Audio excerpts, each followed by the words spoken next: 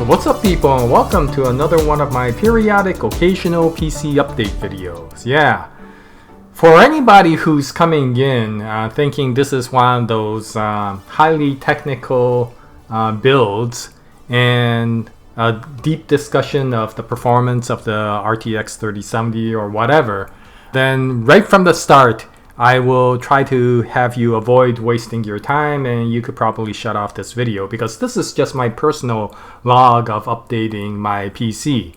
You see, about a year ago I started updating my PC because it was so old. Most of the components in there were either about 7 to 10 years old. And so I started with this old video of my PC update log, and every once in a while I would make one of these just whenever I updated the personal computer. Now, I've replaced a good majority of the stuff which I've shown in my past videos, and the only thing that was left was the video card, which was the newest component in my old rig.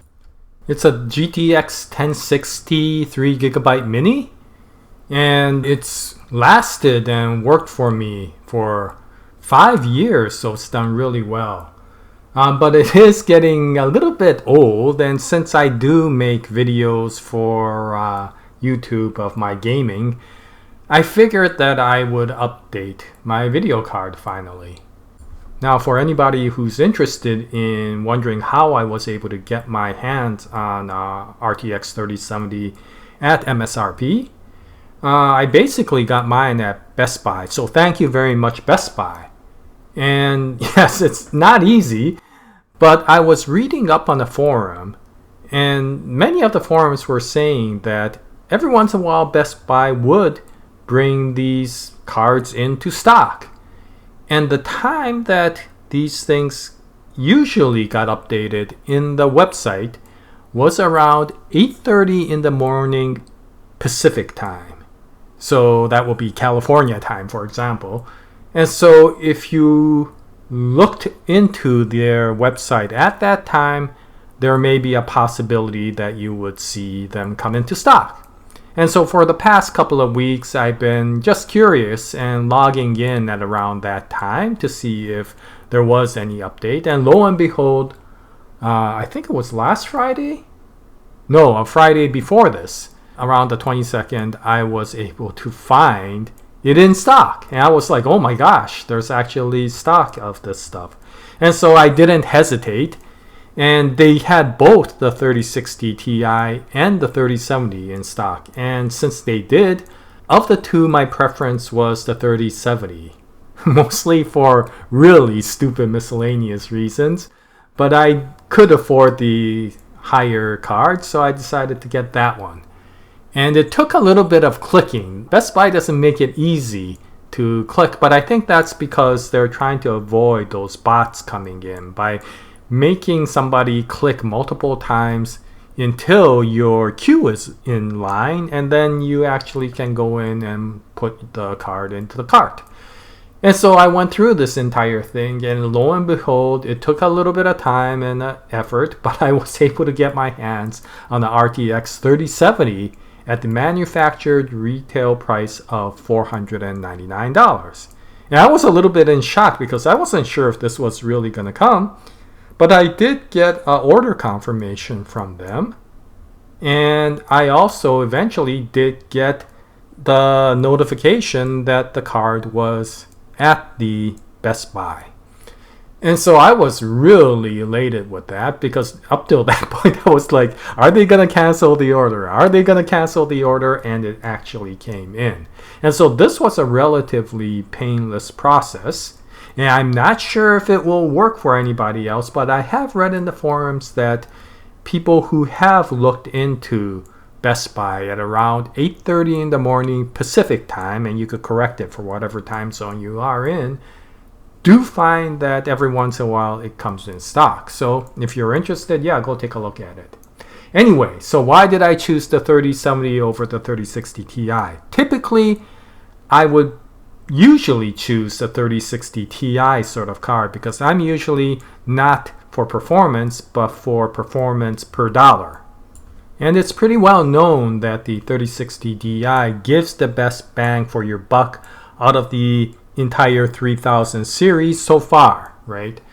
And so typically I will get that. So why did I get the 3070? Well, the 3070 seems to get to the point of the top card of the previous generation. So it's supposed to give around the same speed performance as 2080 Ti. And that was seriously attractive. But the main reason is because the 3060 Ti comes in a stainless steel color and the 3070 comes in a gunmetal color. And since my entire build has been built in that gunmetal color, yeah, I chose it for that particular reason. I told you it was stupid, but I did want to keep that visual going. And since I was able to get the performance with it, and I could afford it, I just said, yeah, let's get the 3070. Now, as far as between the Radeon 6000 series or the 6800, which was the one that I was thinking about from AMD, of the two, my choice would have been NVIDIA anyway. Yes, it is true that for the dollar, you get a tremendous performance from the 6800. And if you're going for gaming only, that's probably the card to get if you could afford it. But for me, I tend to do content creation as well. And when it turns into workstation stuff, then it turns out that the NVIDIA stuff actually did quite well. It performed higher than a lot of the Radeon stuff. And I do know specifically for the video editing program that I have and the video capture program that I use, NVIDIA is the preferred product. And in the past, especially for something like DaVinci Resolve, which had a lot of not only performance issues, but bugs whenever you use the AMD counterpart, I just didn't want to deal with that in this situation. And so, yes, I will take a hit in the performance compared to RX 6800, but few things. As much as I could afford a 3070, I didn't want to go as high as the 6800 if possible. I did like the look of the 3070. And again, it works with a lot of the workstation software. And as much as it may take a hit in gaming, since it's equivalent to a lot of the 2080 Ti gaming performance, that's like a factor of 3 faster than my 1060 3GB. So yeah, at that point, it doesn't really matter for me, right? I mean, if I'm gonna get that much improvement, the rest is a little bit moot. And so I just decided that the 3070 was my choice. Okay, so here is the box for the GeForce RTX 3070. Yeah, it comes in a relatively tiny box, as you can see, compared to the Funko Pop Berserker Body Alita there. And she's getting, I guess, excited over this as well. But I guess the box size doesn't matter. Actually, smaller is more preferred for me because I don't have to worry about shelving this taking up too much space. But anyway, taking a look inside, yeah, it's a relatively tiny card for the power that it gives. It's supposed to be a really new style cooling design. And so it has a dual fan, and you would think that a dual fan may not be enough, especially the size of the fans aren't particularly big. But I guess this design is supposed to be quite unique. One of the fans actually gets airflow from the sides, as you can see here in the gap between the two plates. And it actually gets blown out the back. Now the other fan actually sucks the air from the bottom and pushes it out through the top. And so it's supposed to be a relatively efficient cooling. And from what I've heard, the temperatures for this card seems to be pretty good. And that's one other reason why I wanted to get the Founders Edition over the other cards, is because typically Founders Edition, because it's made by the chip manufacturer NVIDIA, they usually do a good job of making sure that the card is actually quite good. And so far from the reviews that I've seen on YouTube, its performance, despite it being vanilla 3070, is supposed to be good in terms of power draw and heat. And I didn't want to take a risk on whichever card is in the aftermarket to find out whether those are actually good or not. And so I figured, yeah, there's enough reviews with the Founders Edition that I felt comfortable. And so despite it being this tiny, I am not particularly worried about its performance in terms of thermals. Now, as far as the back end is concerned, it comes with 3 display ports and 1 HDMI connector. And as you can see, it's a 2-slotted design. So it takes up 2 slots in the back.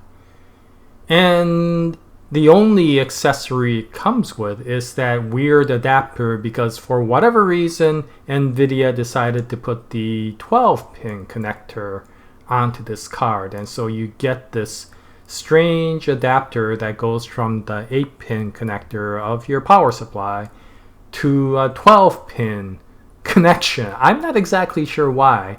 And it becomes even greater a mystery when you actually look at the connection itself because it only uses 6 of the 12 pins. So why don't you just put a 8-pin connector onto the thing? I have no idea.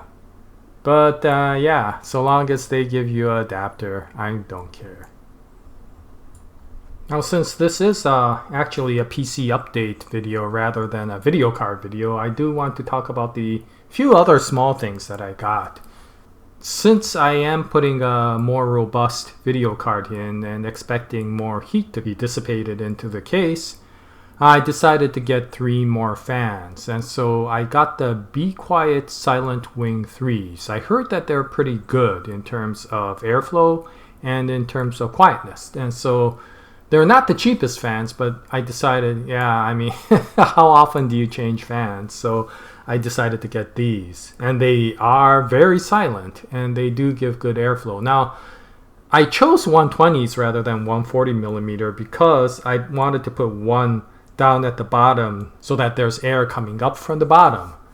But since there are a lot of wires and cables down there from the power supply, I didn't want to make it so big that it got in the way of the cables. So I made it 120 rather than 140mm.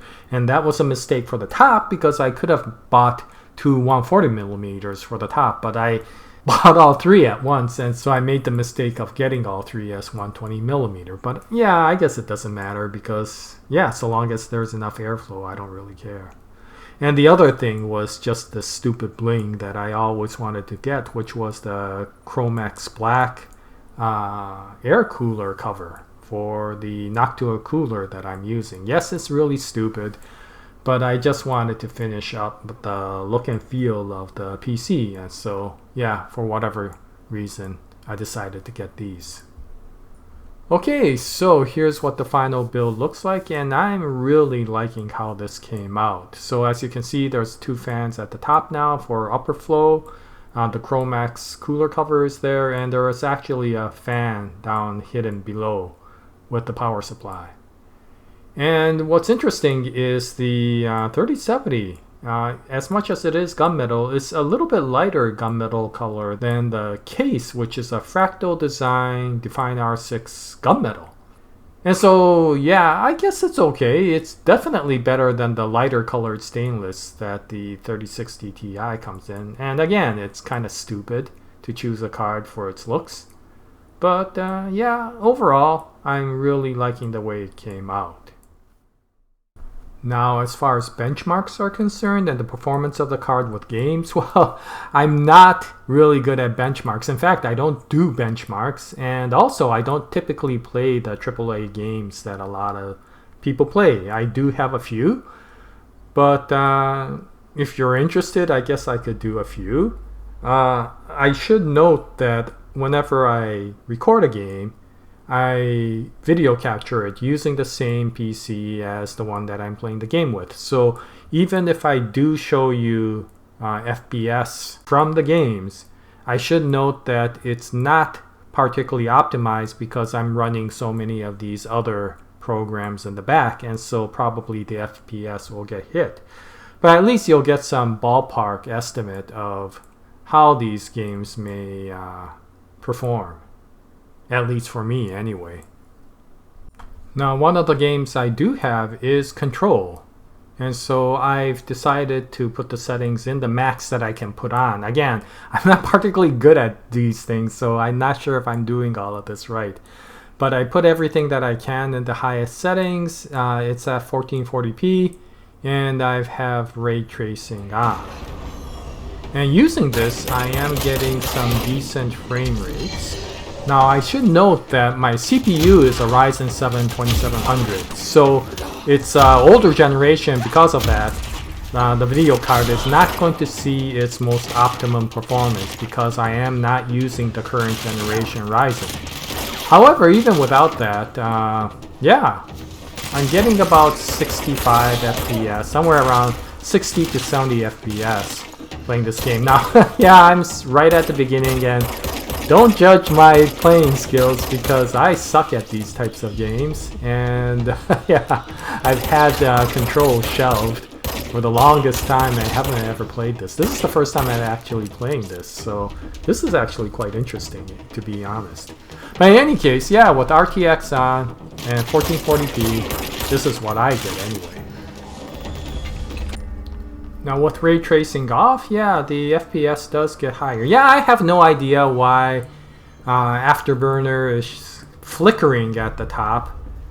It seems to be only for this game, but yeah, like I said, I am not good at doing benchmarks, so it's probably something I did stupid. But in any case, it's already showing you the FPS is around 100 or so or higher. With the lows maybe around 85 or so if you turn ray tracing off. Overall, I think this game looks pretty good either way, you know. Okay, so another game that I have that I've never played either is Witcher 3 Wild Hunt. And yeah, I gotta play a lot more of these games that I just never get around to doing. But in any case, this one I put into Ultra. So everything at its max settings, and again, I wanted to keep it at 1440p and see how it looked. And for this game, I'm sorry, I can't figure out how to do the benchmarks because the game, the max FPS that I see in the options is 60 that it's locked down to. So I can't get anything above 60, but at least I can tell you that if I play this game at 1440p at ultra settings, it will retain that 60 FPS, which I presume indicates that the card can actually go higher. Now what's interesting is at the video cutscenes, it goes down to about 32 FPS, and that's why you see the low of 32 FPS there, is whenever it cuts into a video cut scene, then it goes down. I presume that's on purpose by the producers of this game. Now, I don't particularly see any difference from me between 60 and 32 FPS in a video cutscene anyway, so I guess it doesn't really matter. But to be honest, this is the first time I'm playing this game as well, and this is pretty darn good. I really enjoyed this game, so yeah, I guess I should continue playing this one of these days. So the one game that I've been playing quite a bit of is Skyrim. And this one, I've been doing a video series on it and adding a few mods. There's about 40 mods, 40 or 50 mods now on this. And this is at 1440p as well. And I can't get Afterburner to work with this game whenever I'm using the strip extender. And so I had to put the Steam's version of the FPS count. You're that one from the college. Heard about you. Okay. Anyway, yeah, in any case, it gets around 100 to 130 FPS when I'm playing at the highest settings. I think this is Ultra again, or whatever Skyrim does at the highest settings, and with all of these mods on. Now, I should say that I don't use EMB, and so it doesn't get a significant hit in the frame rates because you put such a huge taxing mod on. But overall, I put 40 or 50 mods, a lot of the popular ones. And I have to admit, it is looking pretty darn good.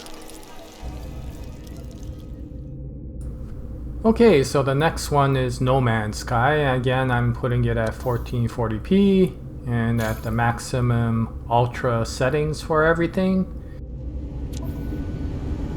And I seem to be getting the biggest hit with this one. It, for the most part, retains 60 FPS, but every once in a while it just drops. Now, I'm not exactly sure why, but it may not be due to the graphics card. Maybe do something else. I'm not sure how well optimized No Man's Sky is. And I know they've recently updated the graphics. I don't know if it's out yet. Now, that's a nice spaceship. Anyway, yeah, so this is a game that I used to play a lot. And I wouldn't have thought that this was the one that got hit, but maybe. I'm not sure. A lot of times it may not have to do with the complexity of the graphics, but it may have to do with how optimized the game is. Anyway, that's No Man's Sky. And as a final curiosity, I decided to try CrossCode. And this was a surprise, that it only gave around 140 FPS. This is at its highest settings as well. Now, it's not that 140 FPS is bad. Of course, you could play darn well with that, but consider the fact that CrossCode is basically looking like a first generation 8-bit Nintendo game. I'm not really sure why it's only stuck at 140 FPS, but yeah, I guess it is. Yeah, Leah, I guess you are a lot more sophisticated than I thought. Anyway, that's my update for my PC, and I probably won't be doing much updating beyond this point because I figured this card should last for several years. Maybe in a couple of years I might update the 2700 to a 5th gen, Ryzen 5000 series. But I'm not in any hurry, and although the B450 motherboard can accept those, I figure that since they just came out, and they're also hard to find, I could live with this for quite a few years, in fact. Anyway, that's about it. And once again, I'm not particularly good at these sorts of things, configuring video cards and maximizing and optimizing it. So I don't know if these performance marks are worth anything. But I would like to hear from anybody who has also purchased a 360 Ti or a 3060 Ti or a 3070. And especially if you have a 2700 Ryzen, then do you get similar performances? But in any case, yeah, that is it for my recent PC update. Thank you very much for listening. And I'll go back to doing my usual videos in the future. And until the next video, happy PC building, happy gaming, and as always, Jaya, nice day everyone.